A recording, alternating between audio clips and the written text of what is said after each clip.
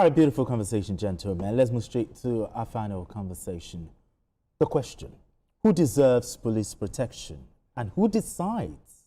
This question is at the heart of a brewing controversy following President Bola Tinubu's reaffirmation of his directive that police officers attached to VIPs be withdrawn and redeployed to conflict-prone areas. The president restated the order before the commencement of the Federal Executive Council meeting, tasking relevant security agencies to immediately implement the directive to strengthen the ongoing fight against terrorism, kidnapping, and violent criminal activities. President Tinubu directed the Ministry of Interior to liaise with the Inspector General of Police and the Nigerian Security and Civil Defense Corps to replace withdrawn police personnel with civil defense officers.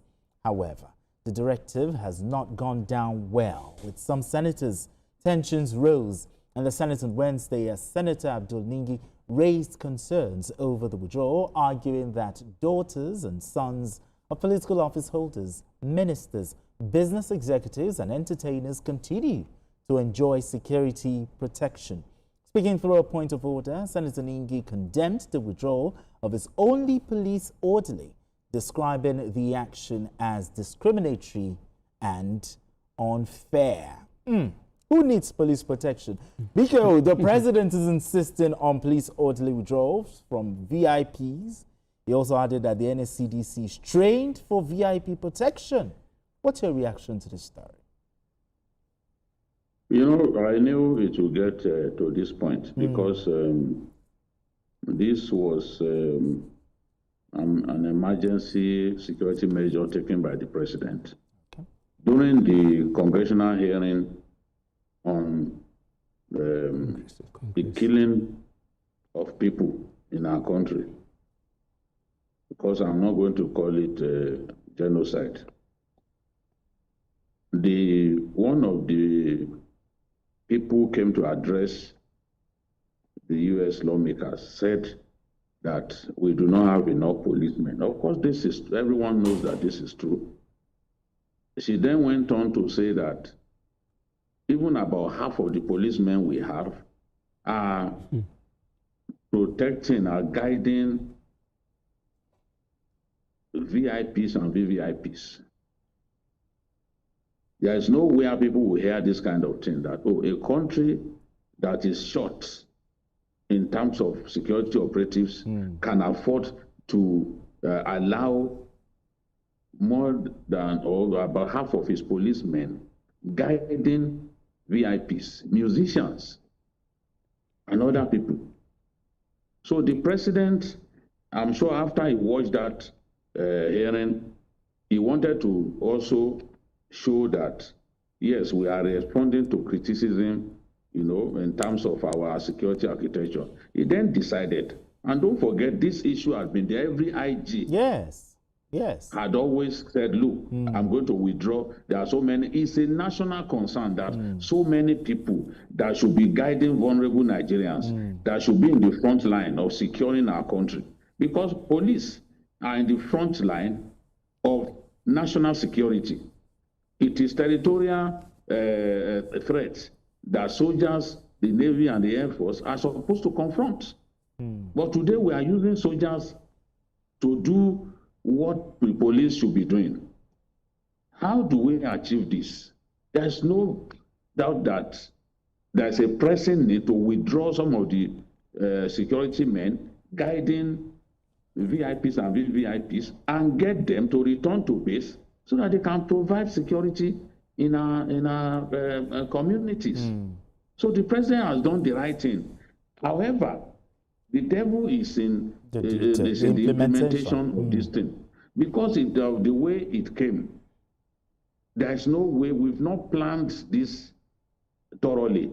There's no way that you can implement it in such a knee-jerk manner, in such a hasty manner, that it will not bring the kind of anger that it has generated now. My own feeling is, if we want the civil defense to take over the role of policemen, so be it. Let civil defense operatives now begin to go and take over from those VIPs. Senators, how many senators do we have? Okay. How many civil defense operatives do we need to go and replace those policemen? If we must do this, we must do it quickly. All right. It makes no sense to withdraw those security and you leave those people unprotected. These are big Nigerians. If you leave them unprotected, you are subjecting them to serious threats. And that was why people like Monguno, the chief whip of the Senate, was saying that this has exposed them to serious danger. Yes. And I think Wamako too said the same thing, that look, we've been exposed to danger. No doubt about it. If any senator gets murdered now, at this time, honestly, it will be another issue. It will be another issue. All right, BK, we need to go on this. We need to go on this quick break right now, okay? And when we return, we'll continue with this conversation. Don't go away. It's still Journalist Hangout. Still Journalist Hangout, if you just joined us. Okay, I still have Tinubu Baton right here with me. BK is also joining us via Zoom. So, looking at this conversation, BK talked about the vulnerability. Now, in your opinion, are there risks that VIPs may become vulnerable with this, despite the deployment of, NSCDC personnel? Well, I think we have to look at it from this issue. The VIPs, or VVVIPs, they were, especially the elected senators, members of the House of Assembly, House of Rep, were elected by the people. Yes. And they were elected to make laws for the good governance of the country. If any community, any state is not saved, the people there cannot be saved. And the legislators cannot also not by extension, they are not safe. So if their environment, their community is not safe, it is an indictment on the system. On the system, the fact that you're not getting it. What Senator Ninge is talking about is the selective, the selective enforcement. There are some people, they have not rejoined their VIP, they have not rejoined their the security detail, but others, they have. What's the selectiveness? I think the problem we have in Nigeria is that the Nigerian factor always have a way of creeping into everything. But by that particular pronouncement by the president, they are supposed to have been withdrawn from everybody instantly under 24 hours or probably 72 hours. No, maybe except judges. Except judges who are protectors of the law. Yes. But I think it has to affect everybody. We have 108 senators all over Nigeria, and we have 369 members, 360 members of the House of Representatives. 109. So, 109 plus 360, 469. So 469 is a number. So I think it should be applied to almost everybody, with the exception of probably the Senate President or title officers like that. So I think the law should be made.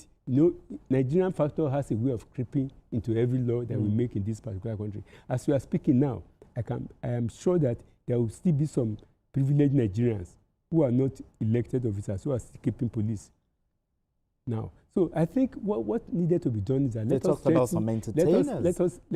us strengthen the civil defense more. Like in those days, we used to have constabulary. Constabulary, they are probably teachers or people doing civil service job. After 4 o'clock in the afternoon, they will put on their uniform to guide the community. Part-time security. Part-time security. I think this is the time to, we have been talking about multi-level policing. This is the time to activate all the other level of security that can be used to take care of this emergency. Nigeria is in a situation of emergency now. And I think the president, by making that pronouncement, did so that it can give people the impression and know that the government cares for them and that the governance police, they are not made to protect special people alone. But the job of the police is to protect the whole citizenry. And I think by inference, that if the people are not well protected, if they are not safe, elected representatives cannot be saved. So with regard to selective implementation, let us look at it from the fact that it's a Nigerian factor that is creeping into that particular law. Within a passage of time, I think that one will be corrected. I think the IG is listening to us now. He has to correct that one and ensure that there's justice and equity across the board. Across board. But anyway, I want to say a big thank you to you, Tinubu Baton. Thank you so much for having this conversation with us. Okay, BK, who joined us via Zoom, want to say big thank you to you, for having this conversation with us on the show today. And that's it on Journalist Hangout today. Join us tomorrow for another episode of the program. You can watch the repeat broadcast of this episode tonight at 11. Join us on Sunday from 1:30 to 3:30 p.m. for Journalist Hangouts on Sunday. We are on YouTube at youtube.com/TVC News Nigeria. I am Benga Oreshegun. Bye for now, and God bless Nigeria.